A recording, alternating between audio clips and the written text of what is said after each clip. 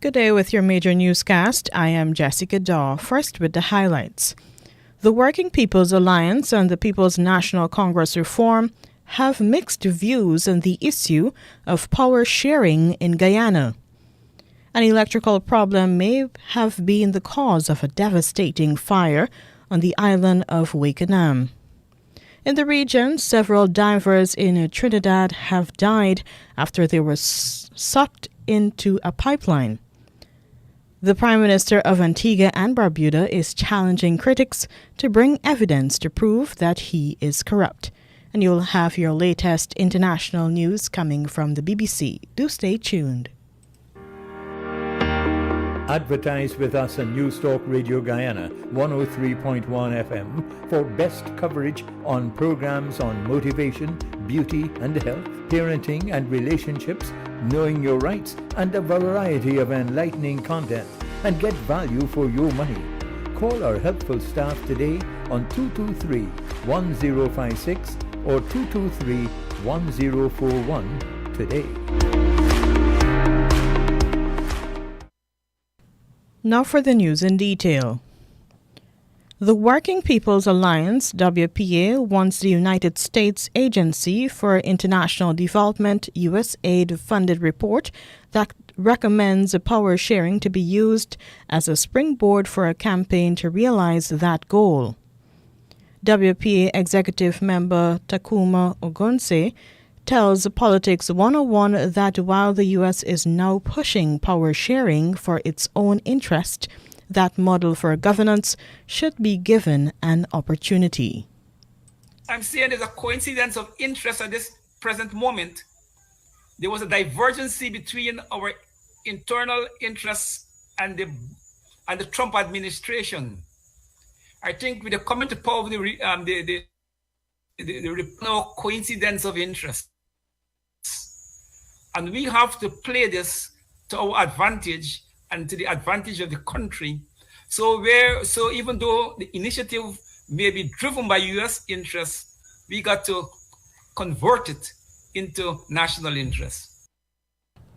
He says the aim is to end political gridlock between the race-based political parties and create the opportunity for the use of Guyana's resources for social and economic benefit of all.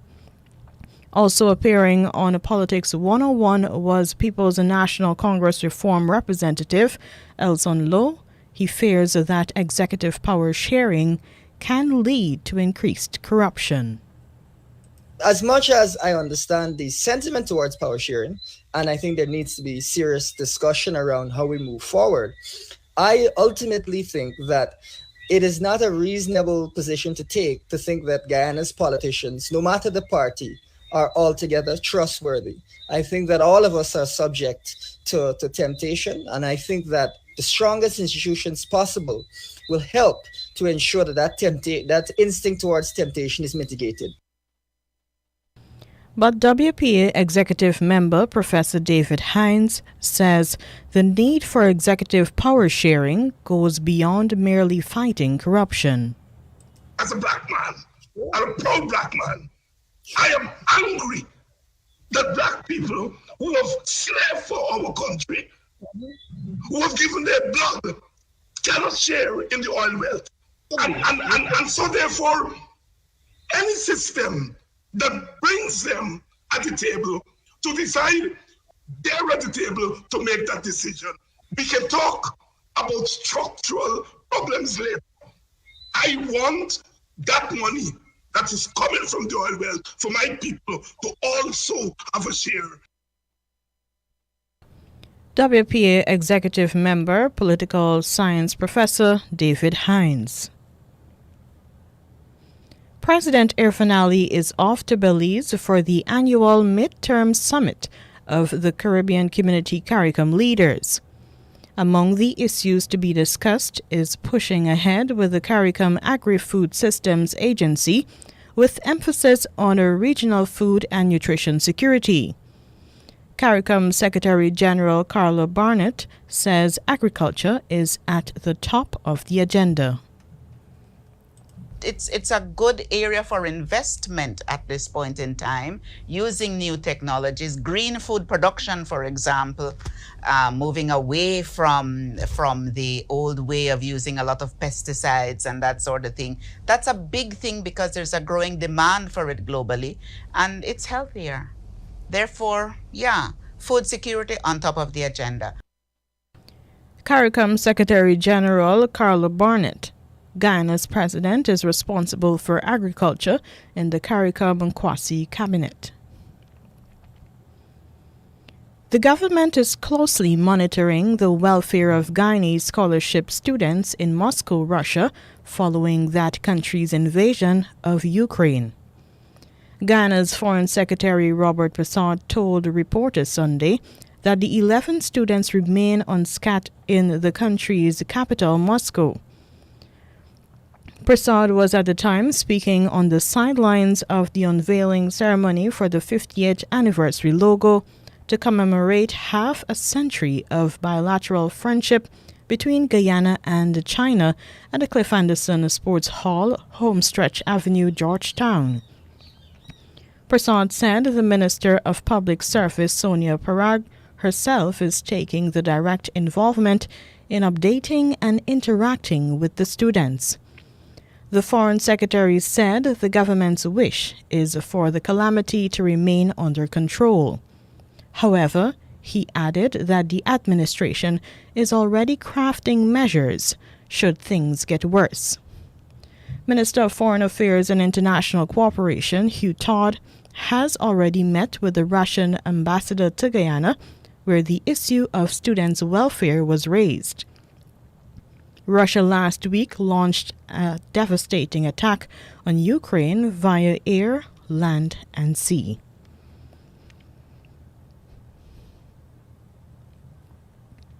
Police and fire service investigators believe that yesterday's fire that destroyed a house and a general store on Wakenham was of electrical origin. 54-year-old Anil Rambaran, who owned A&C Business Enterprise, located at Belplain, Wakenham, told police that he and his wife, Chandrauti, were asleep when they heard neighbors screaming. Mr. Rambaran says he got up and realized that smoke was emanating from the shop.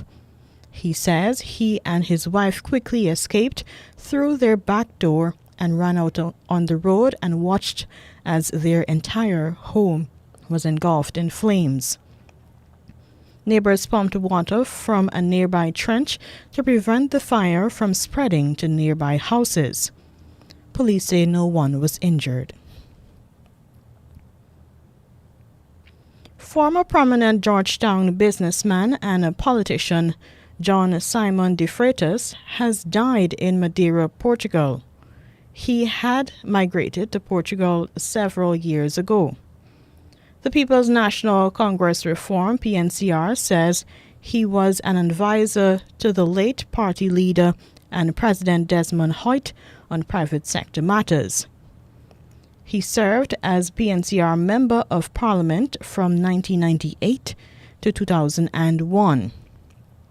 After parting ways with the now-defunct family business, Central Garage, he migrated to Portugal to unite with his relatives, whose descendants had come to then British Guyana as indentured laborers. Now for the news in the region. In Trinidad, the chairman of Paria Trading Company, Newman George, has confirmed that 4 missing divers are now dead. They are Faisal Korban, Kazim Ali Jr., Rishi Nagasar, and Yusuf Henry. The announcement was made last night. The men were sucked into a 36-inch pipeline on Friday while doing maintenance work. Newman said the mission has moved from one of rescue to one of recovery of the bodies. The Prime Minister of Antigua and Barbuda, Gaston Brown, says there is no room in his government for corrupt politicians. Accusations are being leveled against him and his government as that Twin Island nation prepares for general elections widely expected this year. Antigua Newsroom reports that Mr. Brown is challenging his accusers to prove that he is corrupt. I guess the issue of corruption will always arise in the sense that people always make these claims, but what they need to do is to bring the evidence to support the claim. And I can guarantee there's no such claim. And I'm satisfied that our governance framework is strong. The commitment from the cabinet, all of my colleagues, the commitment is extremely strong to ensure that there's no abuse of public resources as what we saw happen under the UPP administration. Antigua and Barbuda's Prime Minister Gaston Brown. And lastly, in the region, Brazilian President Jair Bolsonaro has declined to condemn Russian President Vladimir Putin's invasion of Ukraine. Reuters news agency reports that he effectively departed from his government's official stance at the United Nations to say Brazil would remain neutral. Bolsonaro, a far-right populist, recently snubbed U.S. entreaties not to visit Putin in Moscow ahead of the invasion. He also angered Western allies by saying he was in solidarity with Russia without elaborating. On Friday, Brazil voted for a draft UN Security Council resolution that would have denounced the Russian invasion of Ukraine despite reluctance by Bolsonaro. In Sunday's press conference, Bolsonaro said Brazil will remain neutral in the conflict, noting Russia and Ukraine were practically brother nations. Asked by a reporter whether he was willing to condemn Putin's actions, he said he would wait for a final report or see how the situation is resolved before giving his opinion. He added that he was against any sanctions that could bring negative repercussions for Brazil, citing Russian fertilizers, which are crucial for the country's giant agribusiness sector. In reference to Ukrainian leader, Bolsonaro said Ukrainians have placed the hope of their nation in the hands of a comedian. And here now is your international news from the BBC. BBC News with Sue Montgomery.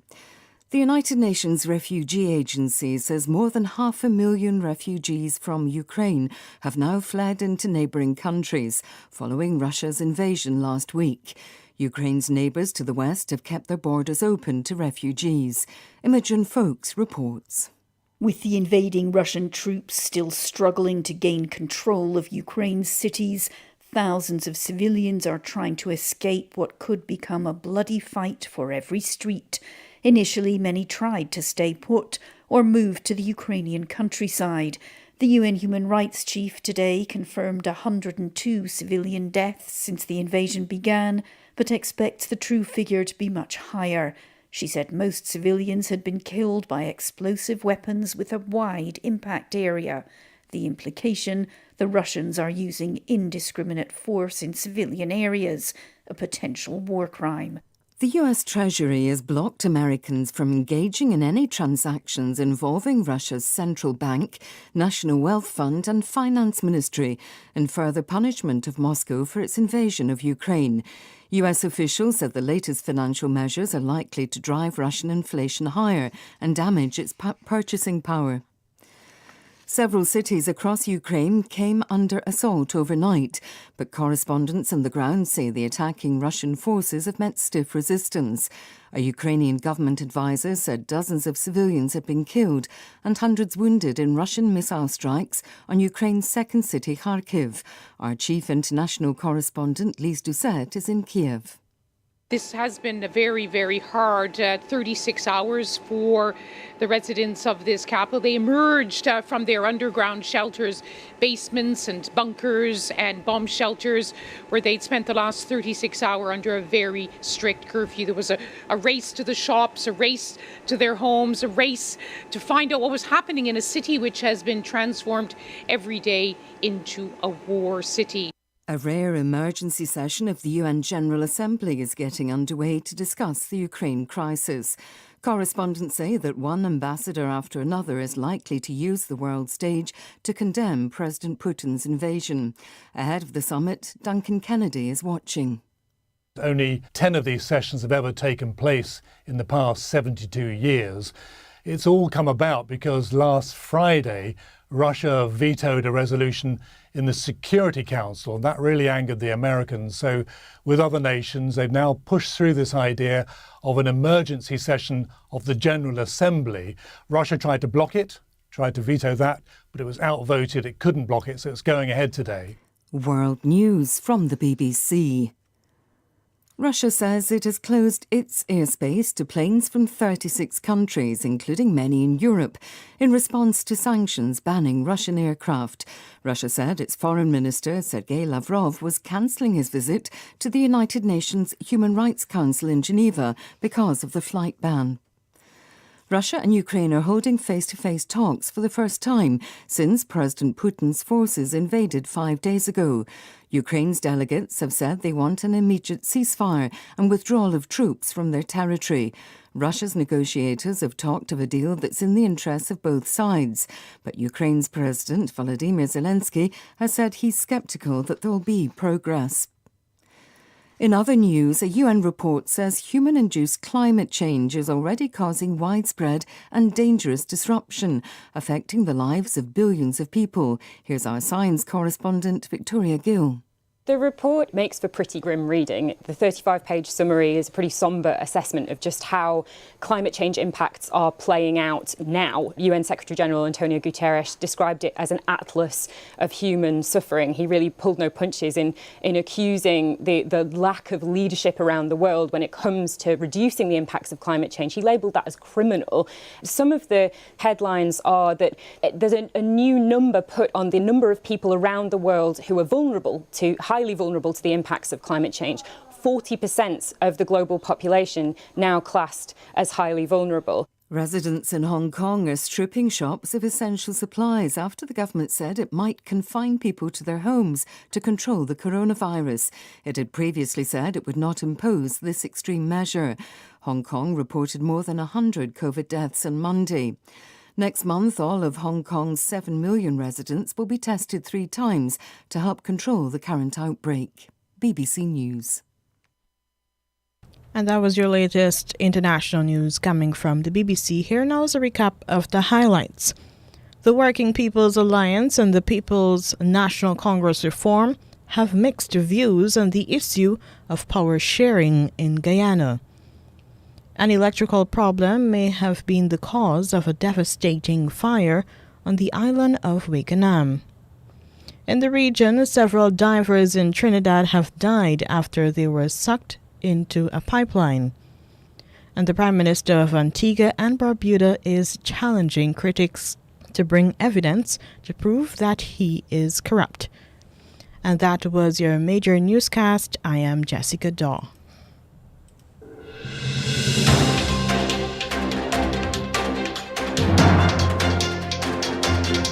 This has been the news, compiled in the News Talk Radio newsroom. For ongoing updates, visit demerarawaves.com, and you can check facebook.com/demwaves and twitter.com/demwaves.